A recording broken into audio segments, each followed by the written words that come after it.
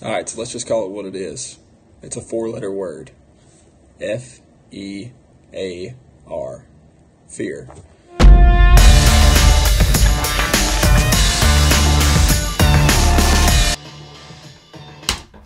It's pretty heavy, man. That's pretty heavy. Do we need to start there? Man, it's just like ripping the Band-Aid right off. Can we just bring it up a little bit? Can I put you back in here? Can you bring it up just a little bit?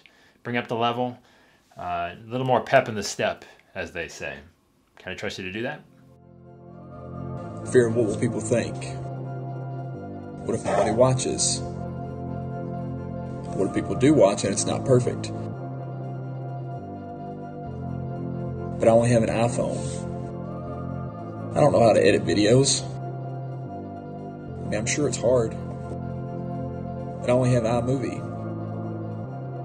It's kind of like that first sales call that you're thinking in your mind, what if you walk in and they say no? What if they don't like you? What if they tell you their friends they don't like you? You tell yourself all these lies and all these excuses as to why you can't do something because it gets you out of doing it, right?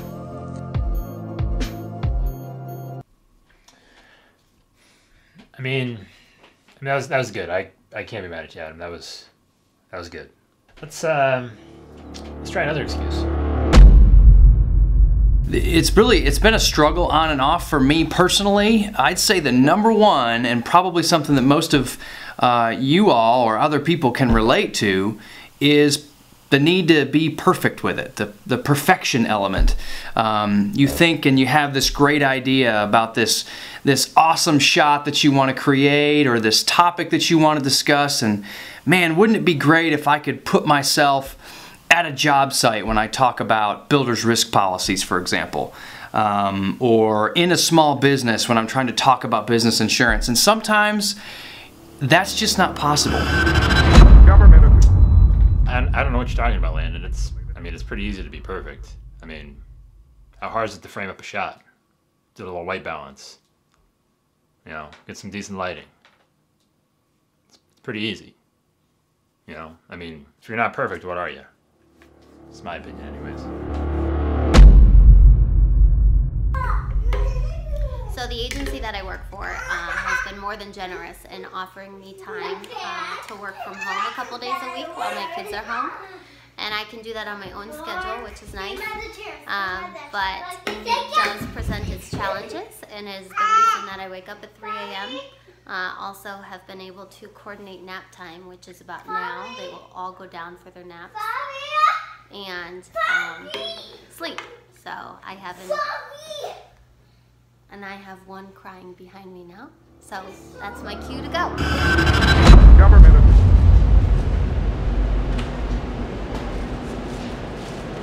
I'm not quite sure yet. Just a second. Okay. Thank you.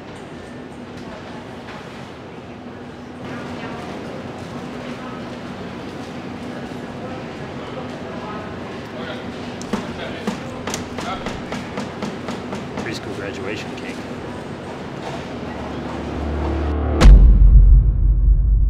One of the biggest things and one of the problems I had in the beginning was I wasn't creating or figuring out exactly what I wanted to talk about weeks in advance. I would wait until a frequently asked question or something came across in our office and talk about it because it was really relatable at the time. Now I'm planning things in advance. I know future weeks what I want to talk about, and if obviously something more important comes in the way, I can skip it. But I have a diary of options that we can use, and it has helped tremendously to get this content out every week. Government in our office and talk about it because it was really relatable at the time. Now I'm planning things in advance. I know future weeks what I want to talk about, and if obviously something more important comes in the way, I can skip it. But I have a diary. I don't know what to talk about. Yeah, that's a tough one. So here's the thing, right? You gotta, Mike's saying he was struggling to plan before he actually did the thing, right? You kind of got to build it in, right? You got to build that into the process. Right? A lot of people don't think that you do, but the easier you make it, the more content you're going to produce. Take the podcast that I do, Insurance in Your Words, for example. I basically record a call, usually like an hour, and then I just go and use those calls as basically the catapult, the spark, the ignition of the whole process. So I'm never running out of things to talk about because it's coming directly from you. So you've got to build it into the process, whether it's, you know, you're going to take an emailed question or you're going to write down a question. You've got to build that part into the process. Well, it was really the idea that I needed to have enough content before even starting, that I needed to have enough topics ready, and that I needed to have scripts ready to go. And once I had enough backlogged, then I could start doing it. But then after watching Woody Brown on Woody 365 and his constant documenting, and content was coming out of the documenting, and it's going back to that Gary Vee thought of document, don't create. And I know Ryan, he's all about document and create, but the created content comes out of some of the documenting. So that's really how Woody got me pushed over the edge. Yes, content will breed ideas. You know, if you don't think you have it, you know, it's going to come out of it. Now, just quick, full disclosure, the idea for this video here was initiated, was approached, and was executed in a little over 24 hours. Everybody involved, I have to say, huge thanks to every single person that contributed to this. I basically just randomly sent everybody a message yesterday morning and said, I got an idea for a video because I was scheduled to go to an agency and they canceled on me. So I had to kind of scramble for an idea for this week. So again, you know, as much as you plan, things don't always go according to plan, and you can and should be able to turn around, you know, decent, high quality kind of piece of content in a relatively short period of time, right? It's not the amount of time that you spend on it that's going to make it great. It's your ability to execute and do the thing. So yes, everybody here, all of these video clips, basically I had within a even 8-hour period mostly. Most of them were, you know, delivered to me by the end of business day yesterday. So pretty crazy that, you know, we could get that many insurance agents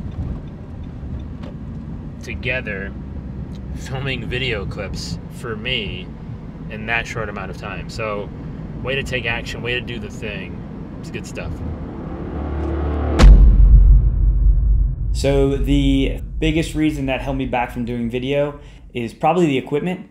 I don't have video gear, so to say. I do have my cell phone, a lavalier mic, and that's really it. I use lighting as natural or with the lights I have around the house as best as possible. All you got is a cell phone. Use a cell phone. That is, I think, a huge thing to get over, is that if you see somebody using gear that you don't have, it doesn't matter. They didn't start with that gear. I mean, unless, and they might have, but they probably didn't start with that gear. So, yeah, don't worry about it, man. You're doing awesome. At the end of the day, there's so many, but the number one thing that always seems to get in my way every day is, well, the phone. It doesn't stop ringing. It's always gives me that constant pressure. And it, you know, the phone, whether it be that one or the one I'm recording on, it's always this idea of having to constantly be there and pick up that phone, and what happens if I miss that really important call. But at the end of the day, you know, giving my attention to every single you know, item that is trying to pull at my attention isn't going to long term really help benefit the sales strategy of the agency. So the way I've gotten to make content is by scheduling out the time. I schedule out the interview, and when when I'm interviewing, it's no different than if I'm not in the office. I'm not available. And when I'm building the content, as far as editing it, I do that in the morning when there is no phone.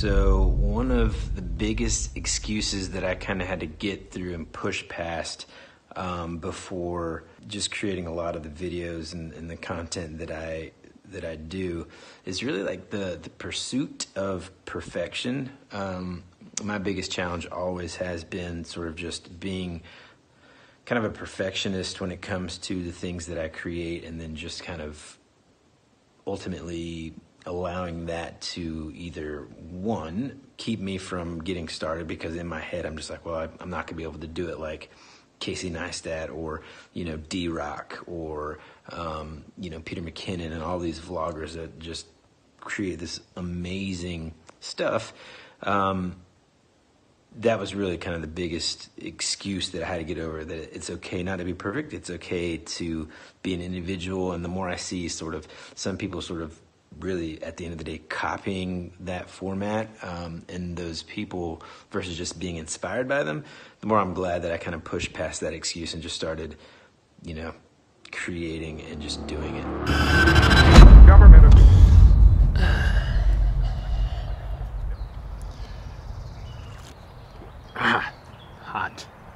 Hot. Way too hot. I guess it's only fair if I give an excuse too, right? My excuse is probably dogs.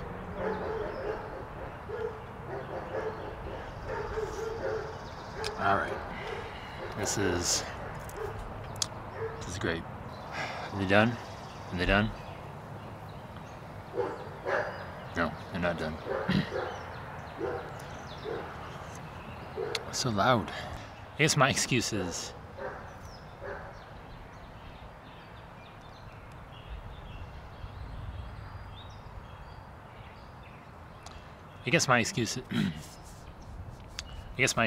is oh my god, the dogs.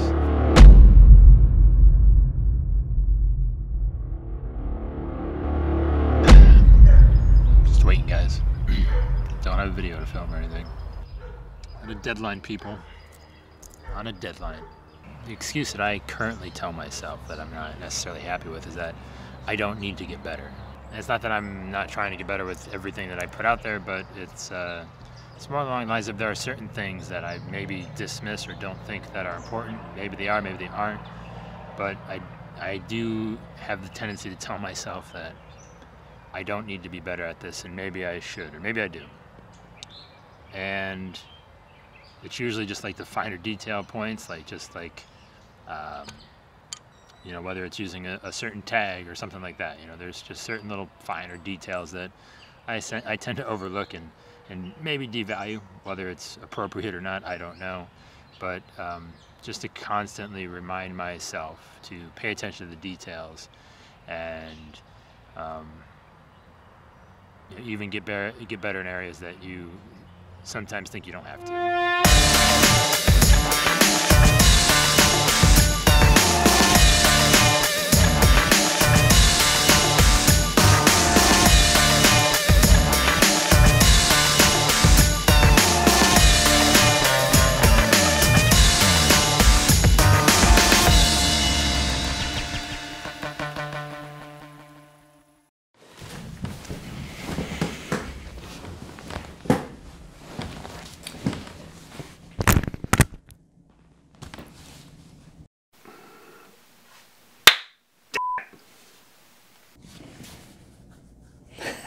You're going to love this editing, Joey.